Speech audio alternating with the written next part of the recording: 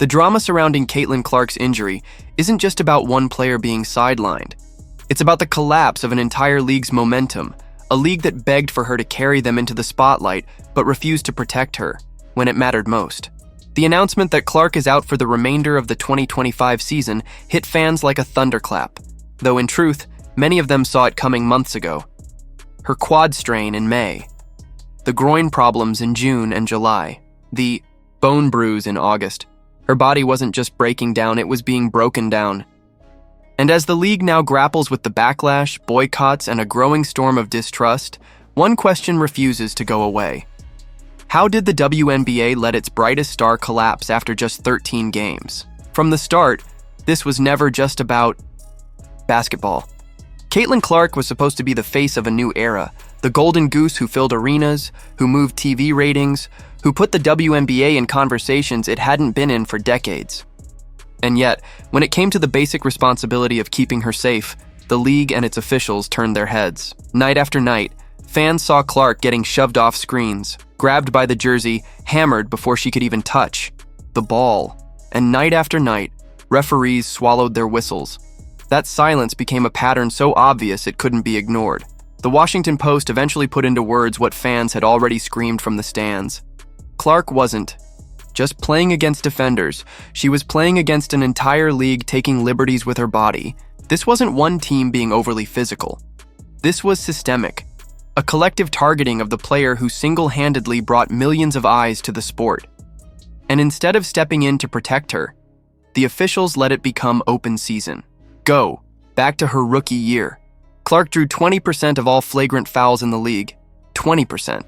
Most of them courtesy of Angel Reese in the Chicago Sky, who turned fouling her into an event to be celebrated. Clips circulated of players laughing after decking her, mocking her pain. Any other workplace, you'd call it assault.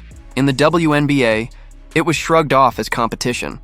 And yet Clark wasn't just another rookie, she was the engine of the league's sudden surge. She carried half of the WNBA's ratings spike on her back. Networks cut record checks for her games. Teams moved to NBA-sized arenas just to accommodate the demand she created. And instead of treating her like the investment she was, they left her to fend for herself. The league wanted headlines. They wanted to boast about record ticket sales, merchandise flying off shelves, sponsorships flooding in. But they wanted to do all that without giving Clark the most basic thing every star in sports is granted: protection. Steph Curry gets those calls, LeBron gets them, Diana Taurasi gets them, but Caitlin Clark? She was forced to absorb punishment until her body gave out, and fans saw it, possession after possession, the hits piling up until they became injuries that could no longer be hidden. The irony is brutal. The WNBA built its 2025 season around Clark's game, her flair, her deep shooting, her ability to light up a building. They called her the Steph Curry of the women's game. And then, when it came time to make sure that game could flourish, they threw her into the grinder. By May, her quad was tightening. By June, her groin was screaming. By July, it tore. And in August, the league finally announced what her body had been telling everyone for months. Caitlin Clark was done. But even then, the damage wasn't just physical. The league had been playing a dangerous game with its fans all season, dragging out day-to-day injury reports, dangling the hope of Clark's return to keep tickets selling and ratings up. Each week, fans were told she was close. Each time, she was listed as questionable, probable, precautionary. The truth? She was nowhere near ready. And inside the Fever locker room, coaches and players knew it. Her burst was gone. Her cuts were labored. She grimaced through minutes she never should have logged. And yet the league's machine kept rolling, because the alternative meant empty seats. By the time Clark made the official announcement herself, the betrayal had already set in. Fans weren't just disappointed. They were furious. They'd been strung along for months, fed optimism while the reality was kept hidden. And when Clark finally admitted, in her own words, that disappointment wasn't even a big enough word to describe how she felt, fans recognized their own frustration in her voice. And what did the league give in return? Commissioner Kathy Engelbert stepped up with a statement so hollow it could have been written by a PR intern.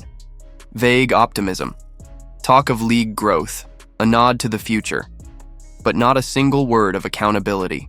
Not a single recognition that officials had failed, that Clark had been left unprotected, that her body had been targeted night after night until it broke.